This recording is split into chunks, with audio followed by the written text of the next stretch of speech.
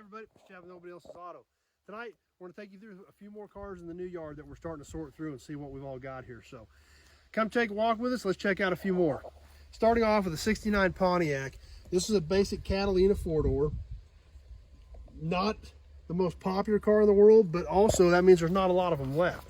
They made these in a convertible. They made these in two-door hardtops. You even get a 428 in these cars. So, they were kind of a cool car. There are some really cool ones out there. So even though this isn't the most desirable car in the world, always glad to have some of them around. You know, this car, there's no motor in it, but we can look inside of it, and everything's inside of it still.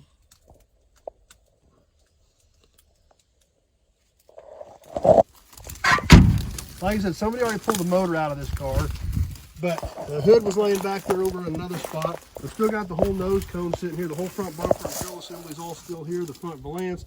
A lot of good pieces on this car still that are getting really tough to find, because a lot of times when these cars weren't extremely popular, not a lot of them got saved. So there again, always good to have some of that stuff around. Come down this side of the car, and it does look pretty good. It's pretty straight, not an excessive amount of rust. Like I said, even though it is a four-door, there's still a lot of good pieces there that could be used on a two-door, or if somebody had a good old four-door driver, still a lot of good stuff left on it. Next car we've got next to this, we got a 64 Ford Galaxy 500. This car is also a four-door, bunged up a little bit on the front fender. Let's take a look inside of this one. We've still got dash pieces in it. Somebody already got the front seat out of it.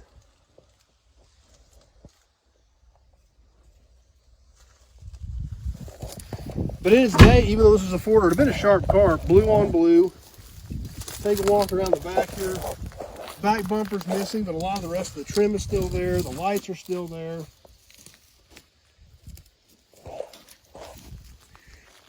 Got a dealer badge on this one. Where'd this car come from? Cheryl Minter, Kansas City, Kansas. So as we always try to show you those dealer badges, it's always cool to get a little bit of the car's history as we're going around. Don't know anything about this car, but we know at some point in time of its life it was come out of Kansas City. So, and then somehow it ended up here in Great Bend, Kansas. But coming down this side of the car, the trim's here, dented up a little bit on this front door. Still got these were a cool front fender molding, Galaxy 500. If they were the XL car, it had the XL badge on it also, on that front fender molding. We come around the front and take a look. The grill's missing, but the bumper and a lot of the other trim is still there also. So once again, it is just a four-door, but those are the cars that help save a lot of the other ones. Plus, there's still a lot of nice little four-doors out there that may need bits and pieces, so definitely want to keep them around. Next thing we got sitting here is kind of a unique little car. It's a little Corvair. Corvairs are something I don't know a ton about. I didn't own a Corvair until I bought this place, and there's 6 or 8 of them in here, so I'm getting kind of a crash course in Corvair. I think this is an earlier car, the earlier 60s versions. Cool little Corvair badge right there on the front with the Chevrolet emblem on it. See what we say over here. This says Corvair 500 is what it was. Like I said, I do not know a ton about Corvairs, but this is a little two-door.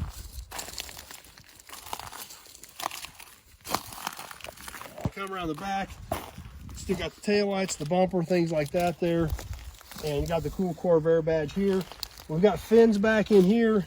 And obviously, if you're a Corvair guy, that's you know why those are there, because that's where your engine's at. You had to get air to it. So, like I said, not an expert at all on Corvairs, learning as I go.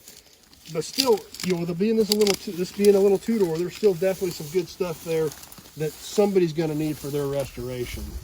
So, got to catch one more tonight. We're going to take a walk around the 64 Impala. Once again, a four-door sedan. But there again, these four-doors, even the four-door stuff is kind of getting tough to find. So, and a lot of people don't mind the four-doors. You know, you can pile everybody in them and go cruising in them. So they're not it's not near as much of a detriment as it used to be to have a four-door car. And they still need parts for some of the four-door cars. You know, this has the trim up here along the top edge of the door, some things like that. This car's had a lot of parts robbed off of it over the years. The trunk lid's gone. Looks like somebody cut a patch out of the quarter panel on this one. We can come down this side of it, take a look inside. Some of the dash is already gone out of this. It's still got the cluster and some other pieces in there.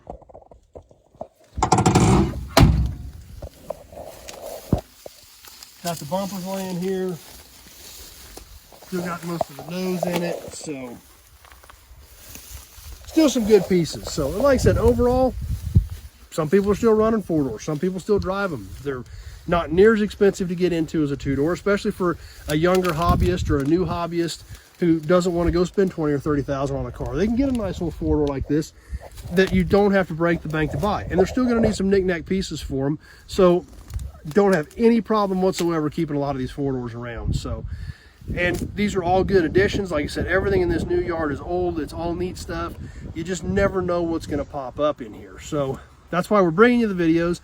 Stay tuned. We got more coming. And like I said, you never know what they're going to be. So because basically the lack of organization that was in here over the years, it kind of got dropped wherever there was a hole. So you never know what's going to be on the next video.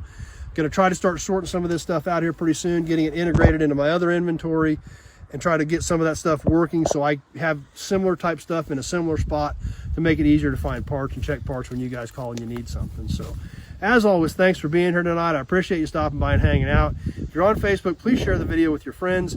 Invite them to come over, like the page, hang out with us, see what we've got going on. If you're on YouTube, please subscribe to my channel. Check out all my other old car videos. And try to do a lot of cool stuff, having fun doing it, but it'd be pretty boring if you guys weren't here hanging out with me.